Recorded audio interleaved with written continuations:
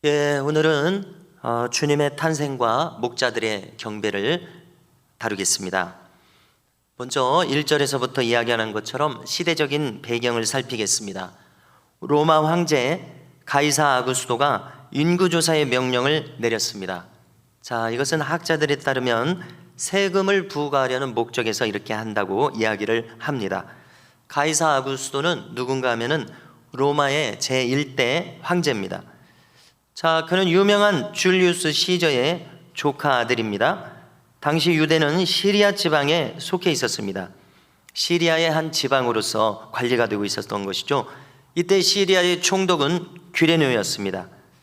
학자들이 이 연도에 대해서 연구를 심화시키고 보다 정확한 자료들을 찾게 됨에 따라서 주님의 정확한 탄생 연도를 학자들이 이야기합니다. 그래서 어떤 학자들은 주전 6년에, 그러니까 가령 1년이 아니라 주전 6년에 탄생하셨다. 또 이것도 일치를 하지 않아서 어떤 학자는 주전 8년까지도 제시하고 있는 상황입니다. 또 우리가 12월 25일로 생각하고 있는 성탄 일자도 확실하게 알려진 것은 없습니다. 그러나 서방교회는 전통적으로 12월 25일로 정했습니다. 자, 이날로 정한 의미가 있는데요, 그것은 동짓날부터 태양이 길어지지 않습니까? 낮 시간이 길어지지 않습니까? 이것에 착안한 겁니다. 그래서 빛으로 오신 주님과 이 낮이 점점 길어지는 이것이 의미가 부합함으로 이렇게 정했다는 겁니다. 그래서 2세기부터 대다수의 교회들이 이 날짜를 사용하다가 6세기에는 성탄절로 확정을 했다고 전합니다. 자, 그런가 하면은 서기 1000년경에 동방교회와 서방교회가 분리가 됩니다. 지금의 로마 카톨릭은 서방교회고요, 지금 동방 정교회, 러시아 정교회, 아르메니아 정교회, 이런 정교회들은 동방교회입니다. 그래서 서기 1000년경에 이렇게 분리가 되는데요, 동방교회는 1월 6일을 주연절이라고 합니다. 1월 6일을 성탄절로 지금도 지키고 있다는 것입니다. 주연절은 말 그대로 주께서 나타나셨다, 주님께서 탄생하셨다, 이 세상에 나타나셨다, 그런 의미입니다. 그래서 우리도 이제 절기상으로는 주연절이 있긴 합니다만은 우리에게 익숙한 절기는 아니죠. 자, 우리는 흔히 아기 예수로 탄생하신 주님을 두고서 도성인신하셨다, 이런 말을 쓰고 있습니다. 이제 한자 문화권이기 때문에 도성인신이란 말을 100년 전부터 쓴 것이죠. 자, 무슨 뜻이겠습니까? 도가 성, 되었다, 인신, 인간의 몸, 이런 뜻입니다. 도가 인간의 몸을 입었다, 이렇게 이제 번역하면 되겠습니다. 보다 우리가 많이 사용하는 말은 성육신이죠. 무슨 뜻입니까? 성, 되었다, 육신, 말 그대로 육신입니다. 인간의 육신을 입으셨다, 이런 의미입니다. 영어로도 똑같습니다. 인카네이션, 이것도 이제 나눠보면 인은 되었다, 들어왔다는 뜻이고요, 카는 육체라는 뜻입니다. 네이션 하게 되면은 입으심, 이렇게 명사를 만드는 끝말이죠. 그래서 몸을 입으셨다, 육신을 입으셨다, 이런 뜻입니다. 그래서 모두가 같은 뜻입니다. 하나님이신 예수님께서 인간의 몸을 입으셨다는 의미입니다. 그래서 우리가 생각해 볼 때 이 한 가지 사실만이라도 내가 깊이 깨닫는다면 우리는 감사하고 감격할 수밖에 없다는 생각을 했습니다. 자, 왜냐하면 창조주께서 지금 피조물과 같아지시지 않았습니까? 자, 그것은 왜 그렇게 하신 겁니까? 왜 인간 예수님으로 오신 겁니까? 그것은 피조물로서 죄인인 나를 대신해서 죽으시기 위해서 오셨기 때문에 그렇습니다. 하나님 편에서는 인간을 구원할 길이 이것밖에 없으셨다고 판단하신 겁니다. 자, 왜 그런가 하면 어렵지 않게 생각할 수 있습니다. 우리의 죄 문제를 우리가 해결할 수 있느냐 질문을 해보십시오. 놀랍게도 우리의 죄 문제를 우리가 해결할 수가 없습니다. 해결한다는 것은 죄의 책임을 진다는 의미에서입니다. 자, 내가 해결하고자 한다면 해결할 수 있는 유일한 길이 있습니다. 그것은 지옥에서 영원토록 형벌을 받는 것입니다. 그것이 내가 내 죄에 대한 책임을 지는 것입니다. 한번 찬찬히 생각해 보십시오. 어떻게 생각하십니까? 그런데요, 우리로서는 내가 지옥에서 영원토록 형벌을 받는다면 그것은 정말로 해결된 것이 아닙니다. 영원토록 고통을 당하는 것이 어째 해결된 것이겠습니까? 죄의 책임을 지는 것이죠. 그래서 정말 나의 이 죄책이 해결이 되려면 어떻게 해야 됩니까? 이 죄의 책임에서 벗어나기 위해서는 어떻게 해야 됩니까? 이 영원한 형벌에서 벗어나기 위해서는 그 유일한 길은 영원히 속죄제물이 되실 수 있는 분, 바로 이 예수님께서 십자가에서 단번에 희생제물이 되시고 화목제물이 되시고 속건제물이 되셔서 이 영원한 형벌을 대신 감당해 주심으로써, 져주심으로써 해결이 된다는 것입니다. 영원토록 책임을 대신 져주셨습니다. 십자가의 의미가 이것 아닙니까? 멸망할 자를 대신해서 멸망할 자가 되어주셨습니다. 하나님께서 가장 사랑하시는 예수님께서 십자가에서 죄를 지시고서 하나님께서 가장 미워하시는 자가 되어주셨습니다. 그 이유는 단 하나, 여기 있는 나를 구원해 주시기 위해서입니다. 그러므로 우리가 이 사실을 정말 깊이 생각하여 깨닫는다면 우리는 감격할 수밖에 없다는 것입니다. 독생자가 인간의 몸을 입고 오신 이 자체로만으로도 우리는 무한 감사, 은혜에 감격할 수밖에 없습니다. 눈물이 안 나서 그렇지 지금 눈물을 흘릴 일입니다. 크게 눈물을 흘릴 일입니다. 그렇지 않습니까? 그래서 이 사실 하나만으로도 나는 기쁨이 넘치는 것이 마땅합니다. 생각해 보건대 우울증이 다 떠나가야 마땅합니다. 병이 다 나아버려야 됩니다. 이 사실 하나만으로도요. 열등감이 다 사라져버려야 됩니다. 이 사실 하나만을 깨달아도 나는 참 자유를 얻어야 마땅합니다. 이 지상에서 원하는 것이 없어져야 마땅합니다. 아무것도 없어도, 지금 이 상태로 아무것도 없어도 무엇인가 충만하게 채워져서 원하는 것이 없게 되는 상태가 되어야 할 것입니다. 지복입니다. 지극한 복, 한문으로 지복이라고 하죠. 또 기독교 철학적인 표현을 하자면 순문 본음입니다. 순문, 최고로, 본음, 좋은 것, 최고로 좋은 것이 이것입니다. 최고로 좋은 것. 고등학교 철학책에서도 최고선 이런 말을 사용하는 것을 기억합니다. 무한하고 벅찬 기쁨을 얻습니다. 그래서 이 기쁨이 우리 모두에게 언제나 충만하기를 간절히 축복합니다. 자, 누가복음의 특징이 기쁨이라는 말을 많이 쓰고 있다고 학자들이 전합니다. 자, 오늘도 이 기쁨이란 말이 나타나고 있는데요, 10절을 보니까요, 천사가 이르되 무서워하지 말라. 지금 목자들에게 나타나서 하는 이야기죠. 보라, 내가 온 백성에게 미칠 큰 기쁨의 좋은 소식을 너희에게 전하노라. 자, 이렇게 말씀했습니다. 큰 기쁨의 소식입니다. 자, 그런데요, 이 도성인신을 다시 한번 생각해 보려고 합니다. 동양적인 표현이기는 하지만 사도 요한은 직접적으로 이 말로써 주님의 성육신을 표현했었습니다. 자, 그것은 요한복음 1장 14절에 나옵니다. 자, 한번 보십시오. 말씀이 육신이 되어, 그렇죠? 말씀, 도가 성, 인신, 인간의 몸이 되었다. 도성인신, 여기에 이렇게 들어있더라고요. 우리 가운데 거하심에 우리가 그의 영광을 보니 아버지의 독생자의 영광이요 은혜와 진리가 충만하더라 말씀합니다. 자, 이렇게 말씀이신 예수님께서 육신의 아기 예수님으로 오셨습니다. 이것이 성탄이죠. 자, 그런데 여기서 한 가지 생각합니다. 주님께서 태어나신 곳은 어디입니까? 베들레헴입니다. 떡집이라는 뜻을 가진 베들레헴입니다. 다윗의 고향이요, 또 룻과 보아스가 살던 터전이죠. 한마디로 유다 지파의 동리입니다. 이 베들레헴을 생각할 때에 미가 선지자 예언이 그대로 성취되었습니다. 자, 미가 선지자는 그 글이 작아서 그렇지 이사야 선지자와 동시대로 알려져 있습니다. 주전 800년대, 그러니까 주전 700년대에 활약했던 선지자입니다. 미가서 5장 2절을 보니까요, 한번 보십시오. 베들레헴 에브라다야, 너는 유다 족속 중에 작을지라도 이스라엘을 다스릴 자가 내게서 내게로 나올 것이라. 그의 근본은 상고에 영원에 있느니라. 아멘. 가만히 한번 놔둬보십시오. 자, 마지막 줄을 보면은요, 지금 예수님 탄생을 얘기한 것 아닙니까? 그의 근본은 상고에 영원에 있느니라. 자, 지금 태어날 자가 영원에 속한 자라는 거예요. 얼마나 놀랍습니까?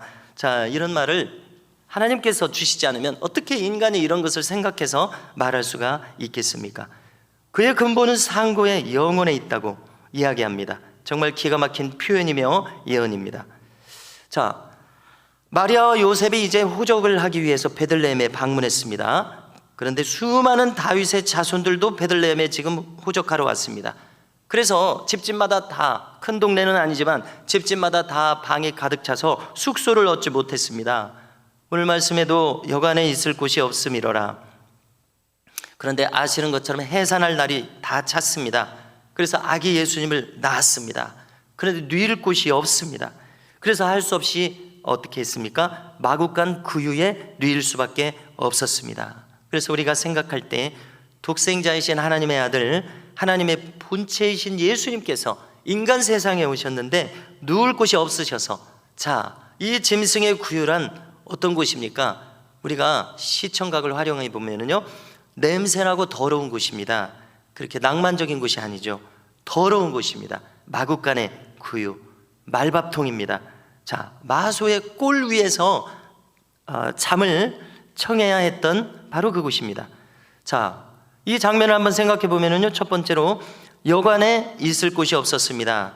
자, 그런데 우리가 가만히 이 의미를 생각해 보면은요, 그때만 여관에 예수님께서 모셔질 곳이 없었던 것이 아니라 지금도 마찬가지다라는 것입니다. 자, 수많은 불신자들이 있습니다. 또 이 자리에 저를 비롯한 우리 모든 교우들, 신자들이 있습니다. 그런데 우리가 생각해 보면은요, 우리가 오늘 하루도 살아왔습니다마는 주님께서 들어올 공간이 없더라는 것입니다. 세상 사람들은 더더구나 없죠. 그러나 우리는 일하기에 바빠서 혹은 다른 생각하느라고 우선적으로 내가 마음에 두고 있는 것 때문에 우리 주님께서 들어오실 공간이 없더라는 깨달음을 갖게 됩니다. 다 다른 것으로 내 마음이 가득 차버렸기 때문에 그렇습니다. 자, 최근에 제가 듣고 읽은 것 가운데 분도 요셉 라브르라는 수도사가 있습니다. 잠깐 거론하는데요, 이분은 1748년생으로 프랑스에서 태어났습니다. 수도사입니다. 자, 그런데 재밌는 것은 그의 일생에 재밌는 그런 모습이 몇 가지 있는데요, 조금 거론하면은요, 자, 그의 모친은 경건한 모친이었습니다. 그래서 아예 태어날 때부터 경건 교육에 들어간 겁니다. 자, 어떤 차원인가 하냐면은요, 우리가 말을 배우게 할 때 엄마 아빠를 맨 처음에 배우게 할 것입니다. 그렇죠? 그런데 이런 어머니가 있을지 모르겠습니다. 근데 이 어머니는 어느 정도로 경건하냐면 엄마 아빠라는 말을 먼저 가르치지 않고 예수님을 먼저 가르친 겁니다. 그리고 마리아, 요셉, 이 세 마디를 먼저 가르친 겁니다. 그러니까 아빠를 보고 뭐라고 말할지를 모르겠어요. 엄마를 보고 뭐라고 말할지 모르겠습니다. 이런 말을 입에 올리게 만들었다는 것입니다. 자, 그리고 또 다른 사례가 있는데요, 어렸을 때 갓난아이 동생이 있었던가 봅니다. 그런데 갓난아이로 이 동생이 죽는 거예요.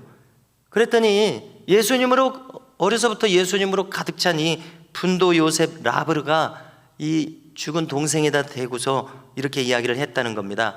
너는 참 좋겠다. 죄 하나도 안 짓고 하나님을 만나니까 얼마나 좋으냐.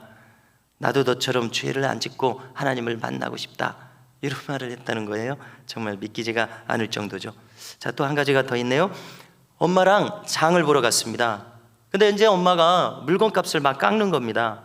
그러니까 이 어린 아이가 분도 요셉 라브르가 이런 말을 하는 거예요. 엄마, 물건값을 깎지 마세요. 깎아달라고 하시면은 저 사람이 어떻게든 팔아야 될 테니까 거짓말을 해서 팔 겁니다. 다른 사람을 죄짓게 만드니까 물건값을 깎지 마세요. 그래서 어린 사람이 어떻게 이런 생각까지 하는지 모르겠습니다. 이 내용을 읽다가 놀래 자빠질 정도였습니다. 그래서 다른 해석이 떠오르지 않습니다. 어려서부터 예수님이 그 마음에 계시니까 이런 생각까지 하는구나, 그런 생각이 들었습니다.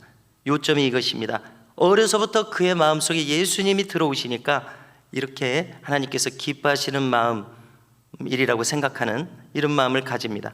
그는 평생 많은 사람들에게 가마를 끼쳤습니다. 어려서부터 평생 예수님을 추구하는 사람의 삶은 어떤 모습일까? 어떻게 가마를 끼쳤을까? 참 궁금해지는 사람입니다. 자, 그런데 보통의 우리들의 마음은 참 분주한 것 같습니다.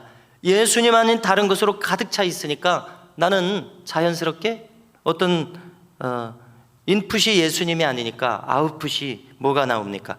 외로움이 찾아와요? 의심이 찾아와요? 또 불안감이 찾아와요? 인생이 막 불확실해서 어쩔 줄 몰라 합니다. 세속적인 마음으로 또 가득 차서 혼란스럽게 내 마음이 어지러워지지 않나 이렇게 생각합니다. 자, 계시록 3장 20절이 떠올랐습니다. 한번 보십시오.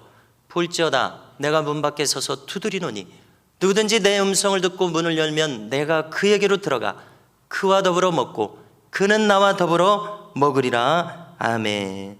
자, 지난주에 저도 내 앞에 열린 문을 두었노니 빌라델비아 교회는 책망이 없어요. 책망이 없으니까 내 앞에 열린 문을 두었노니 이런 말을 듣는가 봐요. 근데 지금 이 말은 누구가 듣고 있냐면은 라오디게아 교회 사람들이 듣고 있습니다. 라오디게아 교회는 반대로 칭찬은 하나도 없고 맨날 다 책망이에요.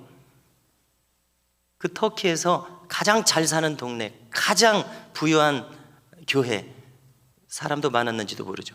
그런 가장 사람들이 볼 때는 휘황찬란한 교회였는데 칭찬은 하나도 없고 책망밖에 없는데 예수님이 급기야 지금 이렇게 말씀하신 겁니다. 그 그림이 떠오르십니까? 성화 중에서 예수님이 밖에서 문을 두드리고 있습니다. 문고리가 밖에 없어요. 문고리가 안에 있어요. 안에서 열어줘야 돼요. 예수님이 밖에서 소외당해서 문을 두드리시는 거예요. 볼지어다 내가 문 밖에 서서 두드리노니 누구든지 내 음성을 듣고 문을 열면 내가 그에게로 들어가 그와 더불어 먹고 그는 나와 더불어 먹으리라. 자, 이들처럼 우리도 예수님께서 내 안에 들어오시지 못하고 계속 밖에서 소외되신 채 문을 간절히 두드리고 계시지 않은가 생각해 보시자는 겁니다. 그러므로 우리가 추구할 바는 분명합니다. 우리는 자꾸 의식적으로 내가 세속적인 것을 물리치고 예수님으로 채우려고 노력하자는 것입니다. 그래서 예수님께서 기뻐하실 생각으로 채우고 예수님께서 기뻐하실 선한 일로 채우고, 그래서 왜 이렇게 신앙이 훈련이 안 되는지 모르겠어요. 그래서 아무튼 늘 사모하기라도 해야 할 것이다, 이 마음이 들어지고요.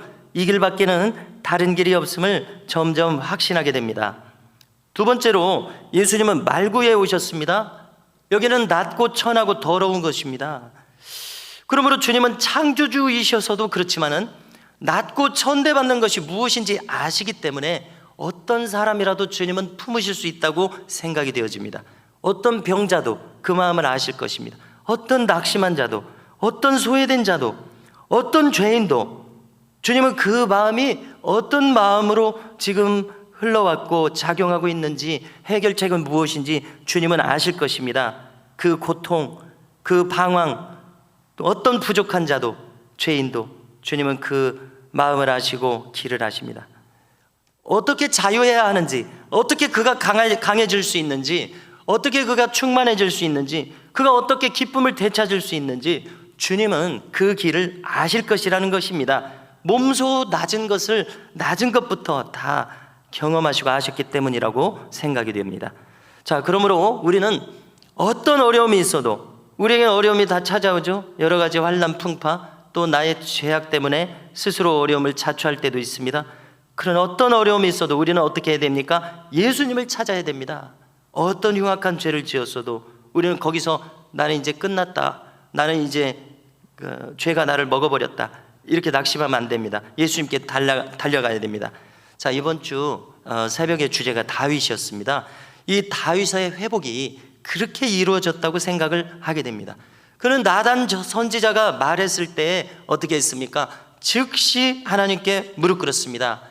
사무엘이 사울을 지적했을 때 사울은 즉시 발뺌했어요. 그러나 나단 선지자가 다윗에게 그 중요한 일을 거론했을 때 그는 즉시 무릎 꿇었습니다. 부인하지 않았습니다. 다른 데로 벗어나지 않았습니다. 하나님 품으로 파고들었습니다. 그는 이전처럼 다윗의 시편을 보십시오. 얼마나 예민합니까? 다시 예민한 양심으로 돌아왔습니다. 잠시 그는 뻔뻔하고 잠시 그는 비열했었지만 그는 본래 예민한 마음, 주님의 마음을 알고 있었습니다. 그 마음으로 돌아왔습니다. 그래서 수위를 침상을 적시며 돌이켰습니다. 그래서 결국 하나님의 자비하심을 얻었습니다. 그래서 어떤 어려움이 있어도, 어떤 무서운 죄를 지었어도, 어떤 낙심한 일을 당했어도 우리 주님께서는 내가 거기서 어떻게 벗어날 수 있는지 나의 그 낮은 마음부터, 무너진 마음부터 다 아신다는 것입니다. 그러므로 우리는 주님을 향해서 달려가야 마땅합니다. 그것만이 우리의 살 길인 줄로 믿습니다. 자, 그런데요, 여기 누가복음을 읽으니까요, 밤중에 들에서 양떼를 지키는 목자들을 거론합니다. 자, 이것은 사복음서를 찾아보면 오직 누가복음에만 나옵니다. 자, 어떤 학자들은 이것을 보고서요, 예루살렘 인근 이 가까운 베들레헴에서 하고 있는 이 목자들은 성전 제사에 사용될 양떼들을 공급했던 목자들이었을 것이다, 이런 생각을 해요. 어떻게 이런 생각까지 하는지 모르겠습니다. 자, 그럼직하죠. 자, 그렇다면 더더욱 희생제물로, 어린 양 희생제물, 화목제물로 오신 예수님에게 경배하기에 이 사람들만큼 적합한 사람들은 없겠구나, 그런 생각이 또 들어집니다. 자, 그런가 하면은 수많은 천군 천사들이 나타나서 찬양을 했습니다. 그래서 누가복음은 여러 번 거론하게 됩니다만, 누가복음은 근원부터 찬찬히 미루어 살핀 사람 아닙니까? 그래서 다른 데하고는 다르게 천사가 찬송했다는 것을 꼭 이렇게 기록해야 돼요. 그래서 이 예수님의 탄생은 무슨 의미입니까? 여느 인간의 출생과 차원이 다른 탄생인 것을 그가 기록하고 싶었다고 해석이 됩니다. 자, 누가는 우리가 이제 지난주입니까? 세례 요한의 출생도 기록했습니다. 거기서는 그가 어떻게 축하를 받았느냐면요, 오직 친척과 이웃들만 세례 요한의 출생을 기뻐할 뿐이었습니다. 그러나 예수님의 탄생은 그저 사람의 탄생이 아니었습니다. 천군 천사들의 찬송과 함께 이루어질 전 우주적인 사건이었습니다. 그러니까 그들이 찬송해야 할 일이었다는 것이죠. 단순히 피조물인 세례 요한과 창조 주시면서 인간의 몸을 입을 분과는 비교 대상이 될 수 없는 일이었을 것입니다. 누가는 이것을 기록했습니다. 14절 보십시오. 지극히 높은 곳에서는 하나님께 영광이요. 하늘에서 지금 무슨 일이 일어났고 무슨 반응이 일어났느냐 기록한 것 아니겠습니까? 땅에서는 하나님이 기뻐하신 사람들 중에 평화로다 하니라. 예수님 나신 일이 찬양으로 하니까 이렇다는 것이죠. 자, 이제 이 찬양과 또 천사들의 전언을 들은 목자들이 베들레헴에 와서, 이 시내에 와서 마리아와 요셉, 아기 예수를 방문했습니다. 그리고 천사가 조금 전에 전한 것을 다 그대로 전했습니다. 천사는 뭐라고 말했냐면, 너희들이 강보에 쌓인 아기를 볼 것이다. 그리고 이것이 너희에게 표적이니라. 그들이 메시아로 나신 아기 예수를 만날 표적이기도 하겠지만, 이것은 전 인류에 대한 또 표적이겠죠. 인간의 몸을 입고 오신 예수님, 전 인류에 대한 사랑의 징표, 표적이었습니다. 왜냐하면 예수님이 나셔야 십자가가 있기 때문에 그렇습니다. 예수님이 나셔야 우리의 죄책을 해결하실 수 있기 때문에 그렇습니다. 아기 예수님을 주신 자체로 하나님께서 우리를 구원하실 표적이요 징표라는 이야기입니다. 자, 이런 이야기를 전합니다. 이것이 표적일 것이다. 또 천사들이 찬송했다고 전합니다. 이 이야기를 듣는 아기 예수 앞에 모인 사람들이 전부 다 놀랐다고 기록합니다. 그리고 19절에 보니까요, 어머니 마리아의 마음을 기록합니다. 어머니 마리아는 이 모든 말을 마음에 새기어 생각하니라 기록합니다. 자, 마리아의 입장에 한번 대해 보십시오. 어찌 마리아가 이것을 깊이 생각하지 않을 수 있겠습니까? 천사들이 이렇게 찬송했다고, 강보에 쌓인 아기 예수를 만날 것이라고 목자들에게 그렇게 얘기하셨다고, 이 모든 일을 생각할 때 어찌 깊이 생각하지 않을 수 있겠습니까? 다른 사람들은 이 사건을 이해할 수 없을 거예요. 그러나 마리아는 지금 무슨 일이 되어지고 있다는 걸 어느 정도 압니다. 그는 이것을 자기 마음속 깊이 간직했을 것입니다. 평생. 이처럼 생각해 보니까요, 깊은 사건은 깊은 생각을 낳습니다. 깊은 생각은 깊은 사람을 만들 것입니다. 자, 우리는 간혹 생각하지 않습니까? 나는 왜 이렇게 깊이가 없을까? 나는 이렇게 깊이가 없을까? 이런 생각이 드시지 않습니까? 그렇다면 만일 우리도 깊어지고자 한다면 이렇게 마리아처럼 깊은 사건을 만나야 가능할 것이다 생각하게 됩니다. 자, 그러면 무엇이 깊겠습니까? 인간의 철학과 문학이 깊어야 얼마나 깊겠느냐고 저는 말하고 싶습니다. 고작 그것들이 아무리 오묘하고 깊다 할지라도 자연계시 정도의 깊이밖에 되지 않을 것입니다. 그러므로 우리는 정말 내가 깊은 사람이 되고자 한다면 예수님을 추구해야 그것이 가능할 것이다 생각하게 됩니다. 그분과 그분의 말씀, 그리고 신약 도처에서 언급하신 천국복음과 그 사역들이 오직 우리에게 진정으로 깊은 사건을 줄 것이라고 믿어집니다. 그리고 우리를 진정으로 깊은 사람으로 이끌 것이라고 확신합니다. 이와 같이 우리를 하나님 보시기에 깊은 사람이 될 뿐만 아니라 또 기뻐하신 사람이 되실 수 있는 놀라운 은총이 우리 모두에게 임하시기를 주님의 이름으로 축복합니다.